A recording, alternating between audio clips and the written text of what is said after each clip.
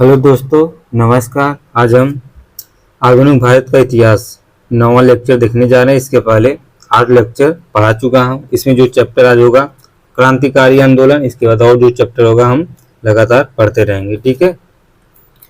तो क्रांतिकारी भी गर्म विचारधारा के ही अंग थे, लेकिन वे विदेशी शासन से मुक्ति के लिए हिंसात्मक उपायों का प्रयोग आवश्यक समझते थे। इसमें देखिए 2 चरण थे। कौन कौन से चरण थे? क्रांतिकारी आतंकवाद के 2 चरण थे। पहला थे प्रथम चरण, जो कि 1905 से 1915 के बीच में था। द्वितीय चरण 1924 से 26 के बीच में था। क्रांतिकारी आंदोलन का प्रथम चरण 1905 से 1915 के बीच में, ये क्या था? प्रथम चरण था। इसमें जो है आपका इस समय क्रांतिकारी आतंकवाद के प्रमुख केंद्र बंगाल, पंजाब और महाराष्ट्र। ये क्या? सक्रिय क्रांतिकारियों ने तिलक के द्वारा दिए गए नारे अनुनय विनय नहीं बल्कि जिगीषा को अपनाया गया। भारत में क्रांतिकारी गतिविधियों की शुरुआत जो है 1897 में महाराष्ट्र से मानी जाती है। अब थोड़ा महाराष्ट्र के विषय में जान लीजिए। 1918 में पेश की गई विद्रोही समिति की रिपोर्ट में महाराष्ट्र के पुणे जिले के चिंतपावन ब्राह्मणों को भारत में आतंकवाद प्रारंभ करने को श्रेय दिया जाता है। दामोदर तथा बालकृष्ण चापेकर ने 22 जून 1897 में को पुणे की प्लेग कमिश्नर रैंड एमहस्टन की हत्या कर भारत में क्रांतिकारी घटनाओं की नींव डाली। हत्याभय की चापेकर बंधुओं का निशाना रैंड थे, परंतु लेफ्टिनेंट हेमस्टन आयरन भी मारे गए थे। चापेकर बंधु जो है क्रांतिकारी संस्था व्यायाम मंडल पुणे और हिंदू धर्म संघ से जुड़े थे। चापेकर जो है बंधुओं को गिरफ्तार करवाने में गणेश शंकर एवं रामचंद्र द्रविड़ की भूमिका थी, जिन्हें बाद में व्यायाम मंडल के सदस्यों ने मार डाला था। अभिनव भारत समाज, पहले इसका नाम जो है मित्र मेला था, जो 1899 में स्थापित की गई थी। 1904 में इसका नामकरण अभिनव भारत समाज कर दिया गया। दोनों ही संस्थाओं के अध्यक्ष विनायक दामोदर सावरकर थे। नासिक षड्यंत्र केस 1919, इसी संस्था के सदस्य अनंत लक्ष्मण कन्हारे ने 21 दिसंबर 1909 को नासिक के जिला मजिस्ट्रेट जैक्सन की हत्या कर दी गई, क्योंकि जैक्सन ने गणेश सावरकर की कविता को क्रांति का कारण कहा गया है। इस हत्या से जुड़े लोगों पर नासिक षड्यंत्र केस के तहत मुकदमा चलाया गया था। अनंत लक्ष्मण कन्हारे, कृष्णजी गोपाल कारवे एवं विनियामक देश पांडे को 19 अप्रैल 1911 को फांसी दे दी गई थी। इसी केस के संदर्भ में ब्रिटेन से गिरफ्तार कर भारत लाया गया और उनके साथ 37 अन्य लोगों पर केस चलाया गया। इसी केस में सावरकर को आजीवन कारावास की सजा हुई थी। अगला है आपका बंगाल। बंगाल में क्रांतिकारी आंदोलन का प्रारंभ भद्र लोक सभा से माना जाता है। इसमें अनुशीलन समिति था। इसकी स्थापना जो है 1907 में हुआ था। अनुशीलन समिति का नाम जो है नरेंद्र भट्टाचार्य M.N. राय की सलाह पर रखा गया था। इसका सर्वाधिक शाखाएं ढाका में थी। 1902 में बंगाल के पहले क्रांतिकारी संगठन अनुशीलन समिति की स्थापना मिदनापुर के ज्ञानेंद्र नाथ बसु द्वारा कलकत्ता में जतिन नाथ बनर्जी और वारिंद घोष द्वारा की गई थी। वारिंद घोष के नेतृत्व में युगांतर समाचार पत्र और संगठन भी ने सर्वत्र धूम मचाई थी। इसके बाद अंग्रेजी सरकार के दमन को रोकने के लिए भारत की 30 करोड़ जनता अपने 60 करोड़ हाथ उठाए, युगांतर समाचार पत्र था। हेमचंद्र कानूनगो इन्होंने पेरिस में एक रूसी से प्रशिक्षण प्राप्त करके 1908 में कलकत्ता के मणिकतल्ला से बम बनाने का कारखाना खोला। मुजफ्फरपुर बम कांड 30 अप्रैल 1908।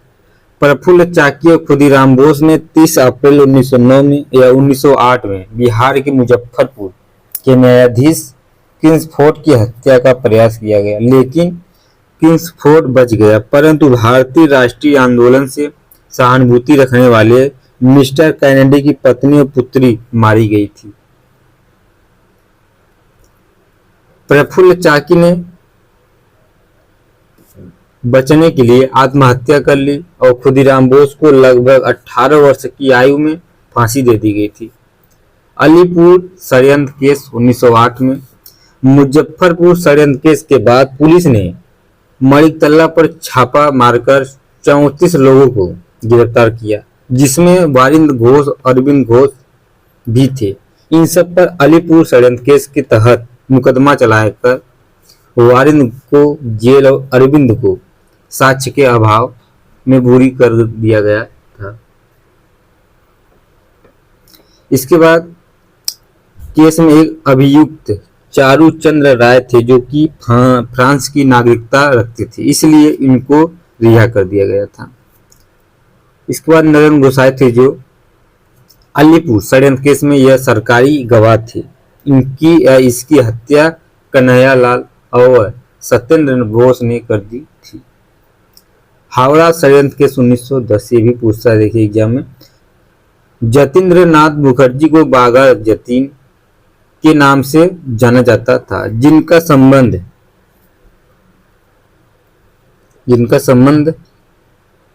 1910 में हुए हावड़ा षड्यंत्र केस से है। इस पर आरोप था कि उन्होंने डिप्टी पुलिस सुपरिटेंडेंट शमसुल आलम की हत्या की है। सबूत नहीं मिलने के कारण इनको मात्र 1 वर्ष का कारावास हुआ है। इसके बाद ढाका षड्यंत्र, इसमें क्या है कि पुलिस दास और आशुतोष दासगुप्ता एवं ज्योतिमय राम को बैंक डकैती के आरोप में गिरफ्तार कर ढाका षड्यंत्र केस के तहत मुकदमा चलाया गया। दिल्ली षड्यंत्र केस 1912 में राज बिहारी बोस द्वारा राजधानी परिवर्तन के समय लॉर्ड हार्डिंग पर 23 दिसंबर 1912 को बम फेंका गया। बोस तो जापान भाग गए, लेकिन अवध बिहारी, अमीरचंद्र, बाल मुकुंद, बसंत कुमार पर दिल्ली षड्यंत्र केस चलाया गया और फांसी मिल गई।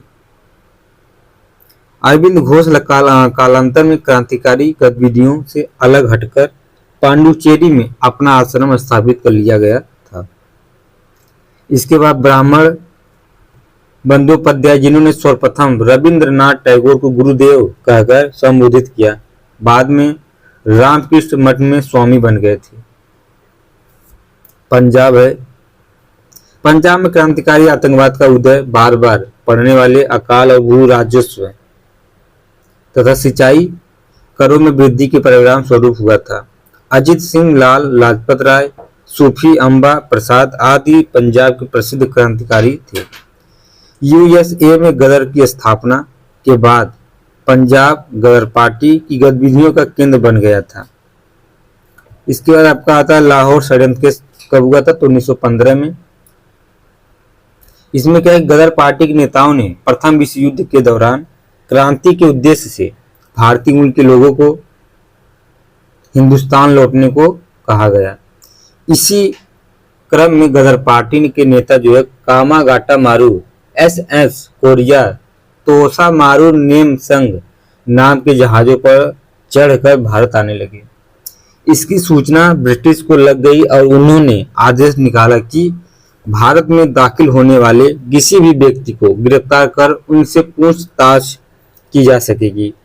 कामागाटा मारू जहाज इसी आदेश का शिकार हुआ।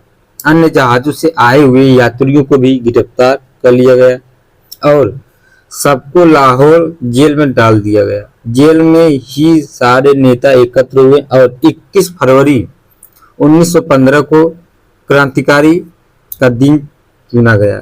लेकिन ब्रिटिश सरकार को इसकी भनक लग गई और सभी गदर पार्टी के 82 नेताओं पर लाहौर षड्यंत्र केस चलाया गया। भारत माता समिति जो है मद्रास राज्य में नीलकंठ ब्रह्मचारी और वंची अय्यर ने भारत माता समिति की स्थापना की गई थी। वंची जो है अय्यर ने 1911 में तिरुनेलवेली के मजिस्ट्रेट आशे की हत्या कर आत्महत्या कर ली गई। 1904 में जे.एम. चटर्जी ने भारत माता समिति बनाई गई। विस्फोटक पदार्थ एक्ट 1900 में आया। इसके बाद अगला जो चैप्टर आपका है भारत के बाहर क्रांतिकारी गतिविधियां। इसमें क्या है, भारत से बाहर संगठन अमेरिका है, ब्रिटेन, फ्रांस, जर्मनी और अफगानिस्तान में सक्रिय हुए थे। इंडिया होम रूल सोसाइटी का बाद स्थापना हुआ था इसका, तो 1905 में इसकी स्थापना हुआ था। संस्थापक कौन थे इसके, तो संस्थापक श्यामाजी कृष्ण वर्मा थे, इसके अध्यक्ष थे। उपाध्यक्ष अब्दुल सोहरावर्दी। भारत से बाहर विदेशी धरती पर स्थापित सबसे पुरानी क्रांतिकारी संस्था इंडिया होम रूल सोसाइटी थी। अब विदेश से आने वाले भारतीयों के रुकने के लिए इंडिया हाउस की स्थापना की गई थी। इसके प्रमुख सदस्यों में बी.डी. सावरकर, हरदयाल व इंजीनियर मदन लाल ढींगरा थे। इस सोसाइटी ने इंडियन सोशियोलॉजिस्ट नामक पत्रिका निकाली व इंडिया हाउस का स्थापना की गई। कुछ समय बाद श्यामाजी वर्मा पेरिस जाकर बस गए और इंडिया हाउस का नेतृत्व बी.डी. सावरकर के हाथों में आ गया।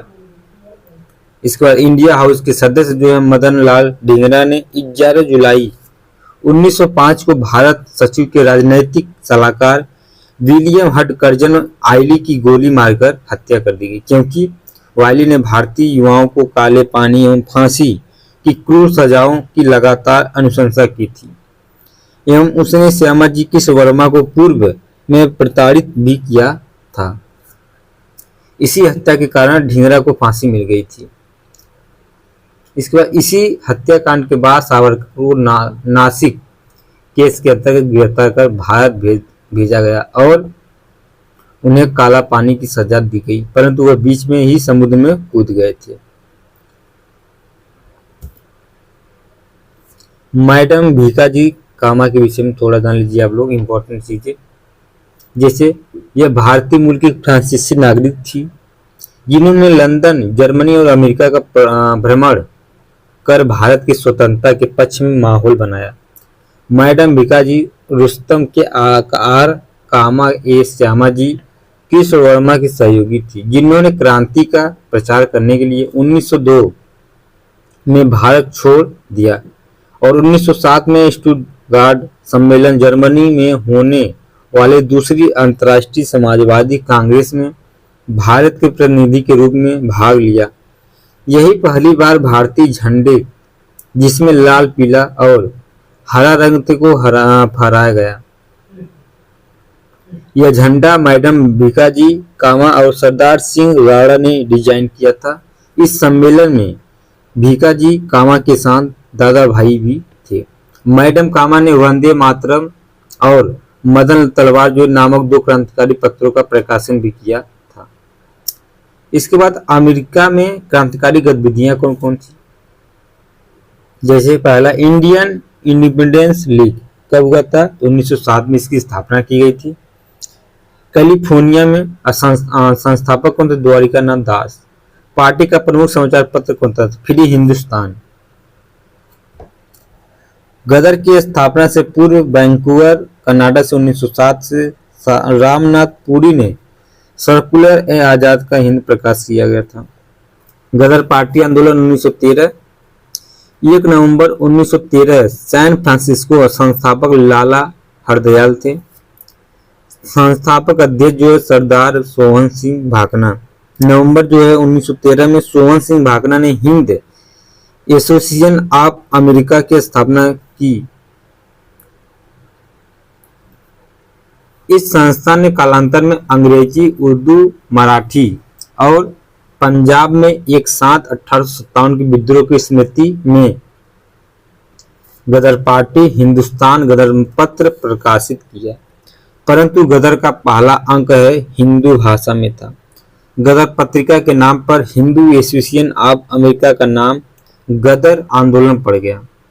गदर आंदोलन ने सैन फ्रांसिस्को में युगांतर आश्रम की स्थापना की और यहीं से अपनी गतिविधियों का संचालन किया गया।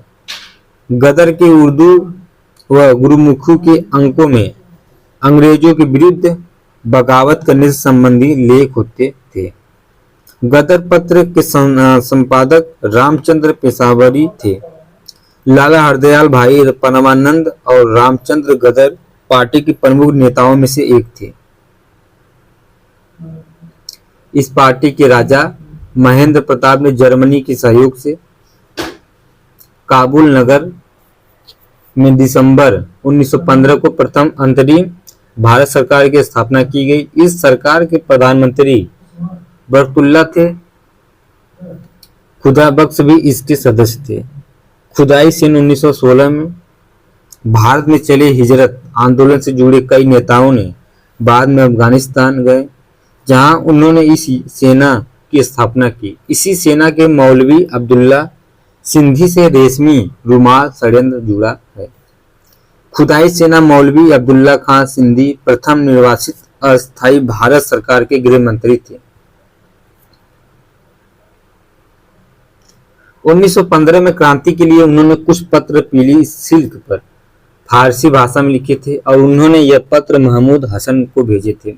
इस पत्रों को अंग्रेजों द्वारा पकड़ लिए जाने पर इसे सिल्क पेपर षड्यंत्र की उपमा दी गई है। सिंगापुर विद्रोह क्या है? तो 5 फरवरी 1915 को पंजाबी मुसलमानों की 5वीं लाइट इन्फैंट्री के 36वीं सिख बटालियन के जवानों ने सिंगापुर में जमादार चिश्ती खां एवं डुंडी खां के नेतृत्व में सिंगापुर विद्रोह किया था। भारत माता समिति क्या है? तो नीलकंठ ब्रह्मचारी तथा वंची अय्यर ने इसकी स्थापना की। अय्यर 1911 में तिरुनेवेली के मजिस्ट्रेट आशय की हत्या कर आत्महत्या कर ली। बाद में जीएम चटर्जी ने समिति बनाई थी। स्वदेश सेवा गृह की स्थापना जीडी कुमार ने वैंकूवर में की थी। इसके बाद आपका था तोसा मारू प्रकरण 1914 में हुआ था। प्रथम विश्व युद्ध के दौरान भारत में क्रांति लाने के उद्देश्य से गदर पार्टी के कुछ नेता तोसा मारू नामक जहाज से स्वदेश लौट रहे थे। रास्ते में यह जहाज सिंगापुर रुका। यहीं पर गदर पार्टी के नेता जो है भाई परमानंद के ओजपूर्ण भाषण के कारण सिंगापुर लाइट इन्फैंट्री के जवानों ने जमादार चिश्ती खां और डुंडे खां के नेतृत्व में विद्रोह कर दिया। इस विद्रोह को सिंगापुर क्रांति सिंगापुर विद्रोह कहते हैं। कामाघाटा मारू कांड कब हुआ था? तो 1914 में। कनाडा सरकार ने ऐसे भारतीयों को अपने यहाँ प्रवेश वर्जित कर दिया जो सीधे भारत से कनाडा नहीं आते थे। नवंबर 1913 में कनाडा की सर्वोच्च अदालत ने 35 भारतीयों को कनाडा में प्रवेश की अनुमति प्रदान की। इस घटना से उत्साहित सिंगापुर के भारतीय मूल के व्यापारी गुरदीप सिंह ने कामाघाटा मारू नामक जहाज को किराए पर लेकर दक्षिण पूर्वी एशिया करीब 376 यात्रियों को लेकर वैंकूवर की ओर प्रस्थान किया। रास्ते में जहाज के यात्रियों ने जापान के योकोहामा में गदर पार्टी नेताओं से भी मुलाकात की। इसके बाद कनाडा सरकार ने वैंकूवर पहुंचने से पूर्व पुनः प्रवेश पर प्रतिबंध लगा दिया और यात्रियों को जहाज से नीचे उतरने ही नहीं दिया। तटीय या शोर कमेटी क्या थी? तो कामाघाटा मारू जहाज की यात्रियों के अधिकार की लड़ाई के लिए हुसैन रहीम, बलवंत सिंह, सोहनलाल पाठक की अगुवाई में गठित कमेटी जिसने चंदा एकत्र कर यात्रियों को केस लड़ा। कनाडा सरकार के सख्त रवैये के कारण अंग्रेजों ने जहाज को सीधे कलकत्ता आने का आदेश दिया। जहां जहाज के बजबज मतलब कलकत्ता पहुंचने पर क्रुद्ध यात्रियों पुलिस में संघर्ष हुआ जिसमें 18 यात्री काल संघित हुए थे। अन्य तथ्य क्या है इसके? सूफी अंबा प्रसाद और अजित सिंह देश के छोड़कर अफगानिस्तान चले गए। अजित सिंह ने लाहौर में 1907 में अंजुमने मेहनताने वतन नामक एक संस्था स्थापित की। वह भारत माता से अखबार और रिहाई के बाद पेशवा नामक पत्र भी निकाला था। इसके बाद क्या है, तो जर्मनी ने 44 महीने नामक पुस्तक लाला हरदयाल के द्वारा लिखी गई है। इसके बाद आपका अगला चैप्टर है बंगाल विभाजन कब हुआ था, तो 1905 में। इंपॉर्टेंट चैप्टर है आपका, इसको अच्छे से आप लोग देखिएगा, ठीक है। यूं तो बंगाल विभाजन की पहली बार सार्वजनिक घोषणा दिसंबर 1903 में की गई थी, लेकिन कुछ कारणों से अंग्रेज इसे लागू नहीं कर सके। लेकिन बढ़ते राष्ट्रवाद के कारण लॉर्ड कर्जन ने 1905 में बंगाल प्रांत का सांप्रदायिक आधार पर विभाजन कर दिया। विभाजन से पूर्व बंगाल में पश्चिमी बंगाल, बांग्लादेश, बिहार और उड़ीसा के क्षेत्र शामिल थे। बंगाल विभाजन के समय भारत सचिव रायसले थे। सरकार ने 19 जुलाई 1905 को विभाजन की रूपरेखा आम जनता के सामने रखी गई। 20 जुलाई को विभाजन की घोषणा की गई और 16 अक्टूबर 1905 को विभाजन लागू हो गया।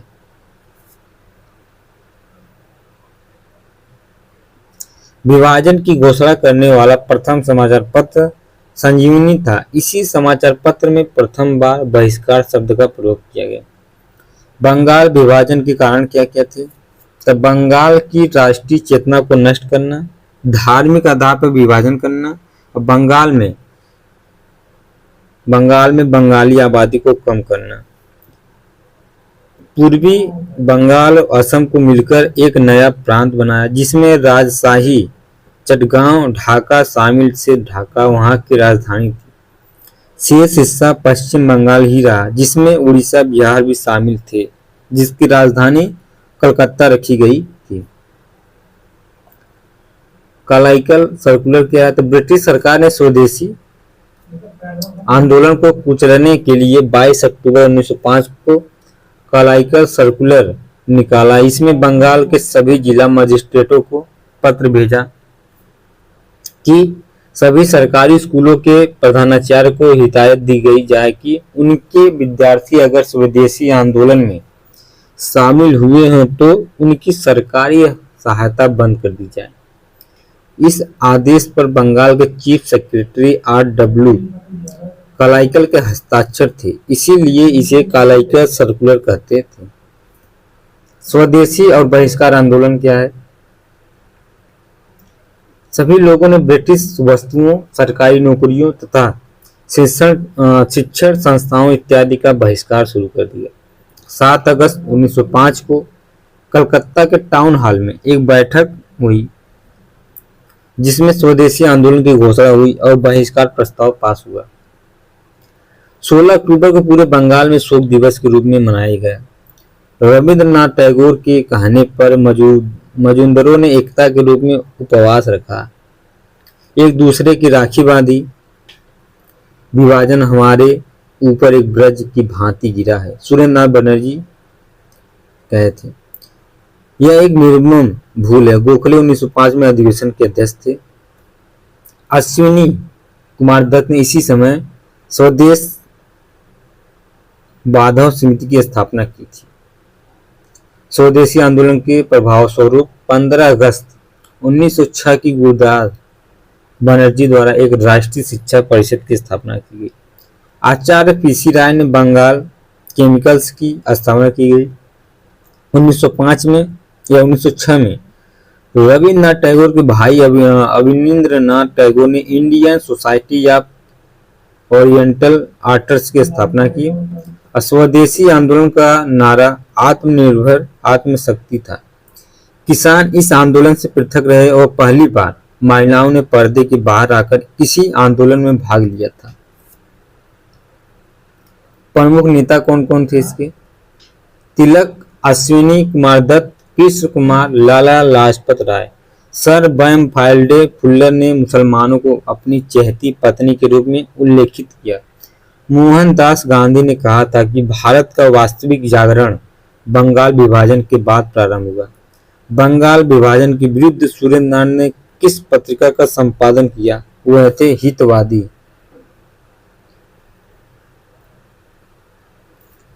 मुस्लिम लीग की स्थापना 1906। 1 अक्टूबर 1906 को आगा खां के नेतृत्व में मुसलमानों का एक विशिष्ट मंडल तत्कालीन वायसराय लॉर्ड मिंटो से शिमला में मिला। ढाका के नवाब सलीमुल्लाह के नेतृत्व में 30 दिसंबर 1906 को ढाका में एक बैठक में मुस्लिम लीग की स्थापना की घोषणा की गई। प्रथम अध्यक्ष थे वकार उल मुल्क मुश्ताक हुसैन। संस्थापक कौन थे इसके अध्यक्ष? सलीमुल्लाह। प्रथम अधिवेशन के अध्यक्ष आदमजी पीर भाई थे। अब मुस्लिम लीग की 1908 में अमृतसर में हुए अधिवेशन में मुसलमानों के लिए पृथक निर्वाचन की मांग की गई। तब माले मिंटो ने 1909 में इस मांग को स्वीकार कर लिया गया था। कांग्रेस का सूरत विघटन जो है 1907 में हुआ था। 26 दिसंबर 1907 को सूरत की ताप्ती नदी के किनारे ये अधिवेशन हुआ। उग्रपंथी कलकत्ता अधिवेशन में पास चारों प्रस्तावों की गारंटी चाहते थे। स्वदेशी आंदोलन भी विभाजन का एक प्रमुख कारणों में से एक था। उदारवादी रासबिहारी बोस को अध्यक्ष बनवाना चाहते थे, जबकि उग्रपंथी लाला लाजपत राय को अध्यक्ष बनवाना चाहते थे, परंतु रासबिहारी बोस अध्यक्ष बनने में सफल रहे। इसके अतिरिक्त उग्रपंथियों द्वारा 1906 कलकत्ता अधिवेशन में पास कराए गए और 4 प्रस्तावों को लेकर विवाद और गहराया और कांग्रेस में फूट पड़ गई। 1908 के इलाहाबाद के अधिवेशन में कांग्रेस की एक नियमावली अथवा संविधान तैयार किया गया। इसके प्रावधानों के तहत उग्रवादियों को अगले 7 वर्षों तक कांग्रेस में प्रवेश प्रतिबंध या प्रतिबंधित कर दिया गया था। कांग्रेस के सूरत अधिवेशन में उपस्थित अंग्रेज पत्रकार H.H. नेविंसन ने गर्मपंथी और नरमपंथियों के बीच हुए इस संघर्ष का वर्णन किया गया। सूरत में कांग्रेस का पतन हमारी सबसे बड़ी जीत है, लॉर्ड मिंटो सेकंड ने कहा था।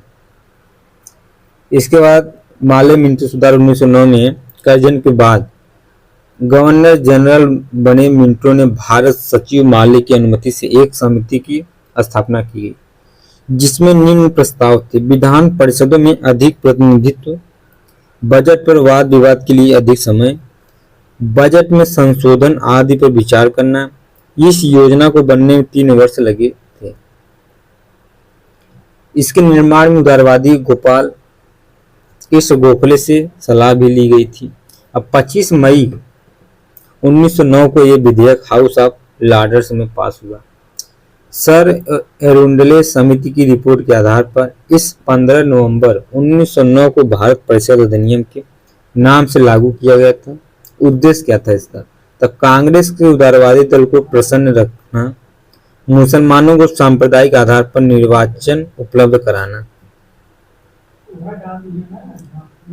याद रखना कि पृथक निर्वाचन क्षेत्र बनाकर हम ऐसे घातक बीज बो रहे हैं जिसकी फसल कड़वी होगी। अब मिंटो दिल्ली दरबार 1911 में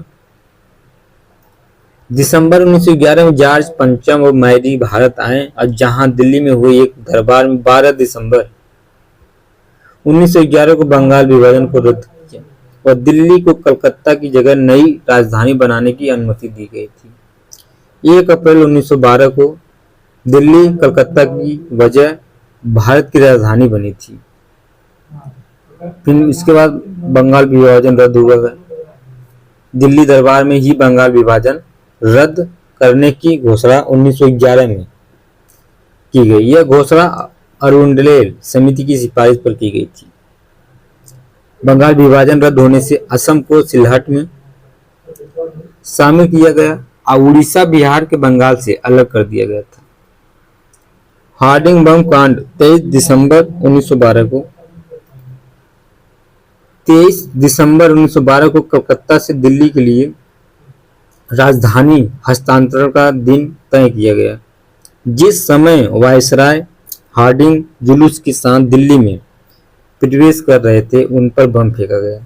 हार्डिंग की हत्या का षड्यंत्र रासबिहारी बोस ने रचा था, जो बाद में जापान चले गए। यह रार आंदोलन ये बंगाल के राष्ट्रवादी मुसलमानों द्वारा 1906 में राष्ट्रीय आंदोलन सहयोग के उद्देश्य से अहरार आंदोलन शुरू किया। अहरार आंदोलन से जुड़े नेताओं हकीम अजमल खां, हसन इमाम, मोहम्मद अली ने मुसलमानों को अब सरकार की चाटुकारिता बंद करने को कहा और राष्ट्रीय आंदोलन में भाग लेने को कहा, क्योंकि प्रथम विश्व युद्ध में ब्रिटेन तुर्की के खिलाफ था। ठीक है, इसके बाद आपका आगे है लखनऊ समझौता। लखनऊ पैक्ट कब हुआ था? तो 1916 में। इसके अध्यक्ष कौन थे? तो अंबिका चरण मजूमदार, उग्रपंथी जिन्होंने पिछले 9 वर्षों से कांग्रेस से निष्कासित कर दिया गया था। एक बार फिर उनका कांग्रेस में पुनः प्रवेश हुआ एवं मुस्लिम लीग और कांग्रेस में समझौता होना इस सम्मेलन के 2 महत्वपूर्ण बिंदु थे। उग्रपंथी और उदारवादियों को पुनः एक करने में तिलक और एनी बेसेंट की भूमिका महत्वपूर्ण थी। 1906 के लखनऊ अधिवेशन में कांग्रेस और लीग के मध्य कई समझौते हुए, जिसमें कांग्रेस ने प्रत्यक्ष निर्वाचन मंडल की मांग स्वीकार किया, जो कि कालांतर में एक बड़ी भूल सिद्ध हुई, क्योंकि इसी रिपोर्ट के आधार बनाकर 1919 में मॉन्टेक्यू चेम्सफोर्ड सुधार लागू किया गया। 1916 के कांग्रेस अधिवेशन में संयुक्त प्रदेश के गवर्नर जेम्स नेस्टन अपनी पत्नी के साथ उपस्थित थे। मुस्लिम लीग के लखनऊ अधिवेशन में प्रथम बार जिन्ना ने भाग लिया था। मुस्लिम लीग के लखनऊ अधिवेशन 1913 में ही लीग ने प्रथम बार स्वशासन को राष्ट्रीय लक्ष्य स्वीकार किया। 1914 में कांग्रेस के मद्रास अधिवेशन में भी स्वशासन की मांग पर जोर दिया गया और 1915 में जिन्ना के प्रयास से बंबई में कांग्रेस और लीग के अधिवेशन साथ साथ हुए। स्वराज मेरा जन्मसिद्ध अधिकार है और मैं उसे लेकर रहूंगा, तिलक ने यह नारा लखनऊ पैक्ट में ही दिया था। कांग्रेस की अन्य मांगे क्या क्या हैं? इस सम्मेलन में कांग्रेस ने सरकार को 19 सूत्री ज्ञापन, जिसमें भारत को अविलंब स्वशासन प्रदान करने और गवर्नर जनरल की विकास परिषद का विस्तार करने की मांग रखी गई थी। लीग और कांग्रेस की यह मित्रता असहयोग आंदोलन के स्थापित होने तक बनी थी। इसके बाद होम रूल स्वशासन लीग आंदोलन 1916। होम रूल शब्द के प्रथम प्रयोगकर्ता आइजक बट थे। सर्वप्रथम आयरलैंड में आयरिश नेता रेडमांड ने होम रूल लीग की स्थापना की गई। 1914 का तिलक 6 वर्षों के कारावास के बाद जेल से रिहा, तब उन्होंने एनी बेसेंट के साथ मिलकर भारत में होम रूल लीग आंदोलन प्रारंभ किया गया था। होम रूल लीग की स्थापना की योजना मूलतः एनी बेसेंट द्वारा बनाई गई। 2 जून 1914 को अपने पत्र कॉमनवेल्थ में बेसेंट ने इसके बारे में लिखा। सर्वप्रथम बाल गंगाधर तिलक द्वारा 28 अप्रैल 1916 को बेलगांव में होम रूल लीग की स्थापना की गई। तिलक के लीग का कार्यक्षेत्र कर्नाटक, महाराष्ट्र, बंबई को छोड़कर मध्य प्रांत बरार था। तिलक द्वारा स्थापित होम रूल लीग के अध्यक्ष जोसेफ बैप्टिस्टा और सचिव एनसी केलकर को बनाया गया। एनी बेसेंट ने तिलक के 5 महीनों के बाद सितंबर 1916 को लीग की स्थापना की गई थी। एनी बेसेंट की होम रूल लीग की सर्वाधिक शाखाएं मद्रास में थी। सचिव जॉर्ज इरुंडेल एनी बेसेंट द्वारा नियुक्त हुआ था। मुख्यालय अंडयार मद्रास में। एनी बेसेंट के सहयोगी में बीपी वाडिया, सीपी रामास्वामी अय्यर शामिल थे। जवाहरलाल नेहरू, बी चक्रवर्ती, जे बनर्जी जैसे लोग इसके सदस्य थे। CR दास होम रूल के मेंबर नहीं थे। लीग को उन्नत स्वरूप बेसेंट ने ही प्रदान किया। 1917 में बेसेंट के लीग के सदस्यों की संख्या 27,000 थी। गोपाल गोखले द्वारा स्थापित सर्वेंट ऑफ इंडिया सोसाइटी के सदस्यों को लीग में प्रवेश की अनुमति नहीं थी।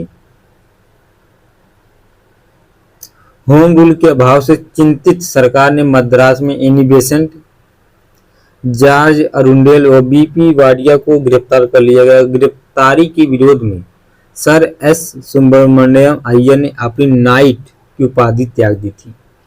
लीग के प्रभाव के ही कारण 1917 में एनी बेसेंट कांग्रेस की अध्यक्ष मनोनीत की गई, उन्होंने कहा कि भारत अब अनुग्रह के लिए अपने घुटने पर नहीं बल्कि अधिकारों के लिए पैरों पर खड़ा है। अध्यक्ष कौन थे इसके? बनने के समय एनी बेसेंट जेल भी थे। मॉन्टेग्यू चेम्सफोर्ड का समर्थन लीग ने किया। वह दूसरी तरफ तिलक को इंडियन एनेस्ट के लेखक वेलेंटाइन चिरोल पर मानहानि का मुकदमा करने इंग्लैंड जाना पड़ा। इस कारण लीग आंदोलन नेतृत्व पड़ा होकर समाप्त हो गया। गांधी जी 1909 में लिखी पुस्तक हिंद स्वराज में स्वशासन की अंग्रेजी में व्याख्या की थी। एनी बेसेंट को फेबियन आंदोलन का प्रस्तावक माना जाता है। इसके बाद आपका मॉन्टेग्यू चेम्सफोर्ड जो है यह घोषणा 1918 में हुआ था। ब्रिटिश प्रधानमंत्री लॉर्ड जॉर्ज ने भारतीय जनमत को सांत्वना देने के लिए भारत सचिव एडविन मॉन्टेस्क्यू, जिन्होंने भारतीय भावनाओं को समर्थन मानते थे, जो एक घोषणा तैयार करने को कहा। इसी घोषणा का निष्कर्ष भारत में उत्तरदायी सरकार की स्थापना थी। 1917 में मॉन्टेग्यू ने अपनी यही घोषणा की कि मॉन्टेग्यू चेम्सफोर्ड सुधार भारत सरकार एक्ट 1919 का आधार बनी थी। उसके बाद भारत सरकार अधिनियम मॉन्टेग्यू चेम्सफोर्ड सुधार 1919 में इस एक्ट द्वारा 1909 अधिनियम में ही की गई व्यवस्था, जिसमें मुसलमानों को पृथक निर्वाचन मंडल की सुविधा दी गई थी। विस्तार उसमें सिखों व गैर ब्राह्मणों को भी शामिल कर लिया गया था। इस एक्ट की समीक्षा के लिए 10 वर्ष बाद एक वैधानिक आयोग की नियुक्ति का प्रावधान था। कालांतर में ये आयोग साइमन कमीशन के रूप में सामने आया। इसी अधिनियम की सबसे महत्वपूर्ण विशेषता प्रांतों के द्वैध शासन प्रणाली थी। इस अधिनियम के द्वारा पहली बार भारतीय प्रांतीय विषय आरक्षित और हस्तांतरित में विभाजित किया गया। इस एक्ट के द्वारा भी प्रथम बार लोक सेवा आयोग के गठन का प्रावधान भी किया गया था और भारत संविधान मंडल को बजट पास करने पर संबंधित अधिकार पहली बार मिला था। इसके बाद कांग्रेस का द्वितीय विभाजन कब हुआ था? तो 1919 के सुधारों को लेकर कांग्रेस में उत्पन्न मतभेद के कारण कांग्रेस में द्वितीय विभाजन हो गया। 1918 में सूर्य बनर्जी के नेतृत्व में कांग्रेस के उदारवादी नेताओं ने मॉन्टेस्क्यू सुधारों का स्वागत किया और कांग्रेस से अलग होकर अखिल भारतीय उदारवादी संघ की स्थापना की गई। 1919 एक्ट के संवैधानिक सुधार 1921 में लागू किया गया था। लोकमान्य तिलक ने 1919 में के सुधारों को असंतोष प्रसाद और निराशाजनक एक बिना सूरज का सवेरा बताया। कांग्रेस के अमृतसर अधिवेशन में भी इन सुधारों की आलोचना भी की गई थी। इसके बाद आपका जो है अगला चैप्टर रहेगा राष्ट्रीय आंदोलन का तृतीय चरण 1919 से 27 गांधी युग है। ये आपको अगले वीडियो में हम लोग देखेंगे। ठीक है, इसके पहले हम लगभग जो 8 लेक्चर पढ़ा चुके हैं उसको बार बार रिवाइज करिए आप लोग। ठीक है, आधुनिक भारत इतिहास के बाद हम पॉलिटी या भारत का भूगोल लाएंगे आप लोग के सामने। ठीक है, आप लोग लगातार पढ़ते रहिए अब। ठीक, और वीडियो आपको अच्छा लगे तो लाइक और सब्सक्राइब जरूर करना। जो भी सुझाव कमेंट में आप शेयर कर सकते हैं। धन्यवाद।